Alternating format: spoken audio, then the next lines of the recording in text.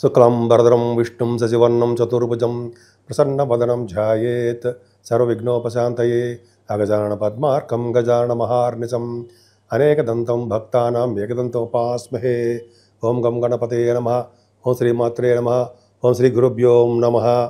ఈ టీవీ వీక్షిస్తున్నటువంటి ప్రేక్షకులందరికీ కూడా పేరు పేరున నా హృదయపూర్వక నమస్కారాలు. ఇప్పుడు మనం జూన్ 1వ తారీఖు నుంచి జూన్ 30వ తారీఖు వరకు కూడా ఈ 12 రాశుల వారికి ఎలా ఉండబోతుందో తెలుసుకుందాం. దానికంటే ముందర నా పేరు వాడరేవు ఆదినారాయణరావు శర్మ. 7075389589 7075389589. మీ జాతకాలు చూపించుకోవాలనుకున్నా, అదే ఏదైనా ముహూర్తాలు పెట్టించుకోవాలనుకున్నా మా ఆది ఆస్ట్రాలజీకి ఫోన్ చేయండి. నేను తప్పకుండా నేనే లిఫ్ట్ చేస్తాను ఫోను. ఒకవేళ ఇలా షూట్స్లో ఉన్నప్పుడు, అయితే జాతకాలు చెప్తున్నప్పుడు నేను లిఫ్ట్ చేయలేకపోవచ్చు, వాట్సాప్ మెసేజ్ పెడితే తప్పకుండా నేను మీకు రెస్పాండ్ అవుతాను. తప్పకుండా మీకు రెస్పాండ్ అవ్వడమే కాకుండా మీకు జవాబులు కూడా చెప్తూ ఉంటాను. మీకు ప్రాబ్లమ్స్ ఉంటే చెప్తూ ఉంటాను. సింహరాశి వారికి సింహంలాగానే ఉంటారండి మీరు. ఎందుకంటే జనరల్గా కుజుడు మీ రాశిలో ఉండడం వలన, కేతు కూడా మీ రాశిలో ఉండడం వలన ధైర్యంగా ఉండడము, ప్రతి పనిలోనూ సింహంలా ముందుకు దూసుకుపోవడము, అలాగే ప్రతి పనిలోనూ మేము దూసుకుపోవడమే కాదండి, సలహాలు సంప్రదింపులు ఎక్కువగా, ఉచిత సలహాలు, తెలివితేటలు అధికంగా ఉండడము. ఉచిత సలహాలు అంటే అర్థం ఏంటంటే ఎవరికైనా సలహాలు కావాలంటే వాళ్ళు చక్కగా చెప్తారు, మీరు వింటారు కూడా వాళ్ళు. అంతేకాదండి, కుటుంబంలో చిన్న చిన్న ప్రాబ్లమ్స్ ఉంటాయండి ఎందుకనో. అంతేకాకుండా సకాలంలో కూడా ధనం కూడా మీకు రాదు, చిన్న ప్రాబ్లమ్స్ వస్తూ ఉంటాయి. కొద్దిగా జాగ్రత్తగా ట్యాకిల్ చేయండి. కానీ ద్వితీయ భావాన్ని శని చూస్తున్నంత మాత్రాన మీకు డబ్బులు లేవని చెప్పడానికి అవకాశం లేదు. మిగతా గ్రహాలు లేవా, లాభస్థానంలో గురుడు లేడా మీకు, అక్కడ చెప్పుకుందాం, బ్రహ్మాండ డబ్బులు ఉంటాయి. మీకంటే శని ప్రభావం వల్ల సమయానికి చేతికి డబ్బులు అందలేకపోవచ్చు. అలాగే కొన్ని సందర్భాల్లో మీరు ఉన్న ఊరు నుంచి దూర ప్రాంతాలకు వెళ్ళవచ్చు, అది కూడా ఉంది కదా. పైగా షార్ట్ జర్నీస్ కూడా ఎక్కువ చేసేస్తుంటారు మీరు. షార్ట్ జర్నీసే కదండి, మీ తమ్ముళ్ళని చెల్లెలని బాగా కలుస్తుంటారు. వే ఆఫ్ లివింగ్ స్టైల్ చాలా బాగుంటుంది. కొత్త ఆలోచనలు వస్తాయి, కార్యరూపం తెలుస్తారు. ఎంత బాగుందండి. 4th హౌస్ లార్డ్ రాశిలో మీ రాశిలో ఉన్నాడు కదా, చదువు బాగా వస్తుంది. చదువు రావడమే కాకుండా తల్లిగారికి, మీ మదర్ యొక్క ప్రేమాభిమానాలు ఎక్కువ ఉంటాయండి. కొంతమంది భూములు కానీ వాహనాలు కానీ కొనుక్కుంటారు, అపార్ట్మెంట్స్ అనుకుందాం, అవి కొనుక్కోవడానికి అవకాశాలు చాలా బాగున్నాయి. రైతులకు కూడా చక్కగా వాళ్ళ పంటలు అంటే పంటల గురించి చెప్పాల్సిన అవసరం లేదు, రైతులకి ధర ప్రాప్తి కలుగుతుంది, ఎందుకంటే పంటల్లో ఉంటారు కాబట్టి. సో అది ఒక అదృష్టం అండి. ఇంకా చెప్పాలంటే మీ రాశి వారికి సంతానం వలన కలిసి వస్తుంది. మీ సంతానమే మీకు బాగా సపోర్ట్గా ఉంటారు. అబ్బాయిలు, మీ కుమారులు మీకు సపోర్ట్గా బాగా ఉంటారన్నది సందేహం లేదు. మీ జాతకం, మీ రాశి వలన మీ కుమారులకి, అంటే మీ రాశి వలన, మీ జాతక ప్రభావం వలన, జాతకం అంటే రాశి ప్రభావం వలన మీ కుమారులకి మాత్రం చాలా బాగా జరుగుతుందండి. వాళ్ళు ఎటువంటి లా రిలేటెడ్ సంబంధించిన విషయాల్లో ఉన్నా, అయితే న్యాయపరమైన చట్టపరమైన చిన్న చిన్న ప్రాబ్లమ్స్ ఉన్న భగవంతుడి దయ వలన, గురు ప్రభావం, గురు బలం వలన వాళ్ళు సక్సెస్ అవుతారు. అంతే కదండి. మీరు గురు ప్రభావం వలన జనరల్గా ఏంటంటే రచయితలుగా, కవులుగా మీరు బాగా డబ్బు సంపాదించుకుంటారు. అవకాశాలు వెతుక్కుంటూ మీకు వస్తాయి. అంతేకాకుండా నటనారంగం ఇప్పుడు చెప్పాను కదండి, సాహిత్య రంగం అని, నృత్యం అని వాళ్ళకి బాగుంటుంది. సినిమా ఫోటోగ్రఫీ అంటారు కదా, సినిమాటోగ్రఫీ ఏదో అంటాం మనం, అవి వాళ్ళకి కూడా చాలా మంచి ఫలితాలు ఉంటాయి. ముఖ్యంగా మరి స్టాక్ మార్కెట్ వాళ్ళు వద్దా, మరి మేమైపోతూ ఉంటారు వాళ్ళు. బ్రహ్మాండంగా ఉంటుందండి. రవి బలం వలన బాగా సక్సెస్ అవుతారు.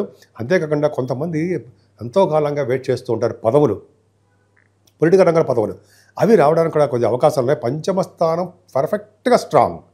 కానీ రాహు మరి ప్రభావం ఉన్నాడు కదా 7వ స్థానంలో. మరి భార్యాభర్తలకు అనురాగ దాంపత్య జీవితం ఎలా ఉంటుందండి, ప్రాబ్లం ఉంటుంది కదా. రాహు వల్ల వివాహాలు లేట్ అవ్వడం కూడా ఉంటుంది కదా.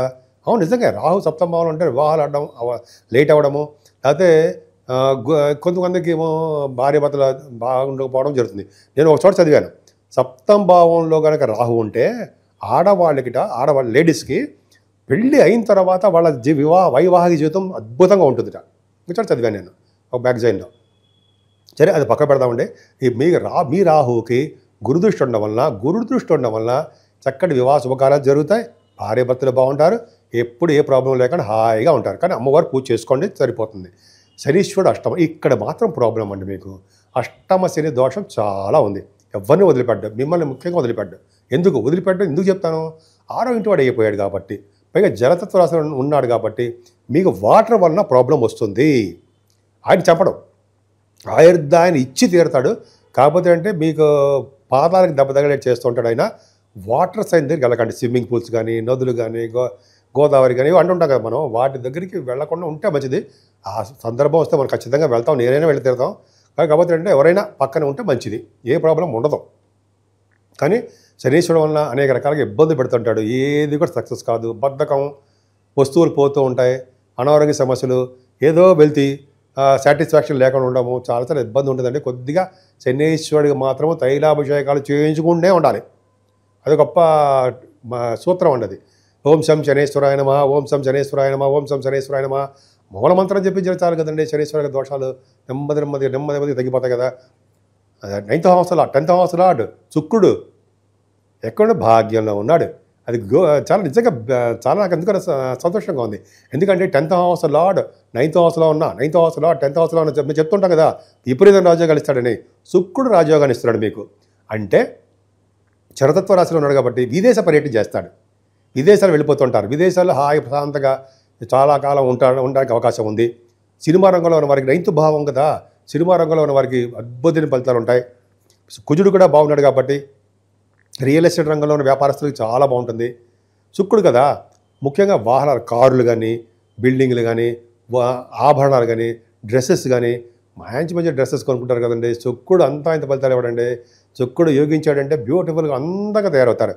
పెర్ఫ్యూమ్స్ కూడా వాడేస్తుంటారు. దశమంలో రవి బుధుడు, ఇంతకంటే ఏం కావాలండి. దశమంలో రవి దిగ్బలుడు కదా. దశమంలో రవి బుధుడు ముఖ్యంగా రాజకీయ రాజకీయ నాయకులకి బాగా ఒక పేరు ప్రఖ్యాతులు చెందుతారు. ఫస్ట్ పాయింట్ వాళ్ళకి. రవి బుధుడు వలన ఆడిటర్స్కి చాలా బాగుంటుంది. సిఎంఏ అంటాం కదా, ఫైనాన్స్ అండ్ అకౌంట్స్ వాళ్ళకి అద్భుతంగా ఉంటుంది. అలాగే డాక్టర్స్ రవి బుధుడు కాంబినేషన్ వాళ్ళకి, గణిత శాస్త్రజ్ఞులు మ్యాథమెటిషియన్స్కి, అలాగే చాలా మనం అనుకుంటున్నాం ఇంజనీర్స్ రవి బుధుడు కాదులేండి, కానీ గురు బుధుడు గురించి చెప్పుకుందాం. ఈ రవి బుధుడు కాంబినేషన్ బాగుంది. దశమ స్థానంలో దిగ్బలుడు రవి చాలా గవర్నమెంట్ ప్రొఫెషన్స్లో ఉండడానికి అవకాశం, చాలా అద్భుత ఫలితాలు ఇస్తాడు. గవర్నమెంట్ జాబ్లో మీరు ఉంటారు, ఉన్నతమైన పదవులు పొందుతారు. అలాగే మీరు సాఫ్ట్వేర్ రంగ ఉద్యోగస్తులు కూడా చాలా బాగుంటుంది. లాభంలో గురు బుధ రావులు ఉన్నారు కదండి. అసలు ఏంటంటే మీ జాతకం ఏంటి సార్, ఒక్క శనీశ్వరుడు తప్ప ఎంత అద్భుతంగా ఉంది.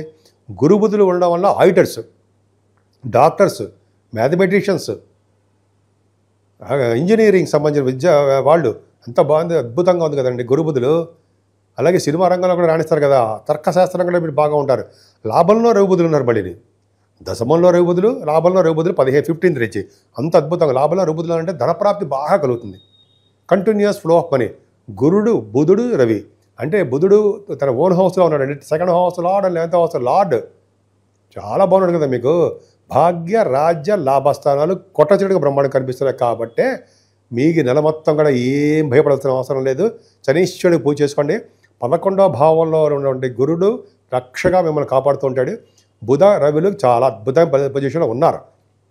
అంతేకాకుండా కుజబుధులు కూడా 12వ భావంలో ఉండడం వల్ల మీకు కొద్దిగా ఫైనాన్షియల్ స్టేటస్ పెరుగుతుంది, ఖర్చులు కూడా అధికంగా ఉంటాయి.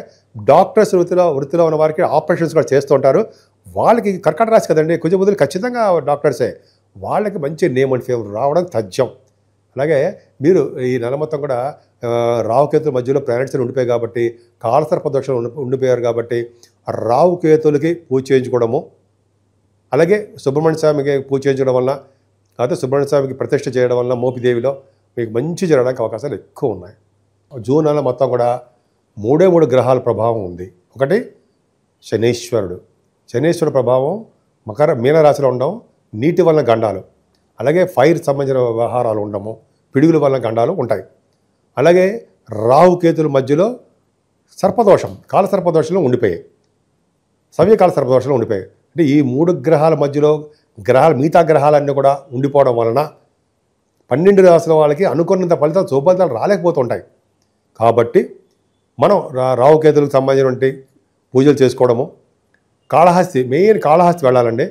వెళ్ళలేకపోతే మన ఊళ్ళోనే చేసుకుందాం రాహుకేతుల పూజలు. అమ్మవారు మెయిన్ కనకదుర్గ అమ్మవారిని పూజించిన వారికి, గణపతి ఆరాధన చేసేవారికి ఖచ్చితంగా రాహుకేతులలో వచ్చే దోషాలు తగ్గుతాయి.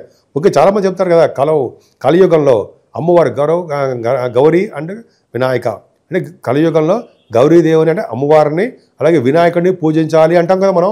ఖచ్చితంగా కలియుగంలో పూజించాల్సిందే. ఎంతమంది దేవుడిని పూజించినా సరే వినాయకుడిని, అమ్మవారిని పూజ చేయకపోతే ఆ ఫలితం ఉండదు కలియుగంలో. గుర్తుపెట్టుకోండి, నేను చెప్పేది కాదండి, శాస్త్రం చెప్తాను, అదొకటి చేయించాలి. అలాగే శనీశ్వరుడికి తైలాభిషేకాలు బాగా చేసుకోవాలంటే చేసుకోవడం వల్ల మీకు బాగా కలిసి వస్తుంది. ముఖ్యంగా ఆంజనేయ స్వామి వారిని, వెంకటేశ్వర స్వామికి దీపారాధన చేయడం, అఖండ దీపారాధన ధ్వజస్తంభం దగ్గర శనివారం. అలాగే శివుడికి అభిషేకాలు చేసుకుంటే సకల దోషాల పరిహారం అవుతాయి. ముఖ్యంగా 14వ తారీఖుని సంకటహర చతుర్థి అని వస్తుంది. ఆ రోజుని వినాయకుడిని గరిగితో పూజించిన వారికి సకల శుభాలు, 12 రాసుల వారికి కూడా శుభాలు జరుగుతాయి. అంతేకాదండి 23వ తారీఖున మాస శివరాత్రి ప్రదోష కాలంలో అంటే ఈవినింగ్ టైంలో స్వామివారికి అభిషేకాలు చేయించుకున్నా, అది పూజ చేయించుకున్నా మీ గోత్రనామాలతోటి 12 రాసుల వాళ్ళకి శుభఫలితాలే దక్కుతాయి. అంతేకాకుండా 30వ తారీఖు స్కంద పంచమి అని వస్తుందండి. అంతేకాకుండా ఈ నెల నుంచి గురుమూఢమి కూడా ఉంది. అది కొద్దిగా మంచి ముహూర్తాలు ఏమి ఉండవు. సరే, ముఖ్యం 30వ తారీఖు మాత్రం స్కంద పంచమి వస్తుంది కాబట్టి సుబ్రహ్మణ్యేశ్వర స్వామిని అత్యంత బాగా పూజించాలి కాబట్టి సుబ్రహ్మణ్య స్వామిని పూజ చేసుకుంటే మంచిది. సో ఈ విధంగా మీరు మీకు ఇష్టమైన దేవుడు ఎవరు అని ఉంటే ఆ దేవుడికి పూజించండి. మరింత శుభఫలితాలు వచ్చి తీర్థంలో ఏమాత్రం సందేహం లేదు. మీకు సంపూర్ణమైన ఆయురారోగ్యాలతో ఉండాలని, అష్టైశ్వర్యాలతో ఉండాలని నేను మనస్ఫూర్తిగా కోరుకుంటున్నాను.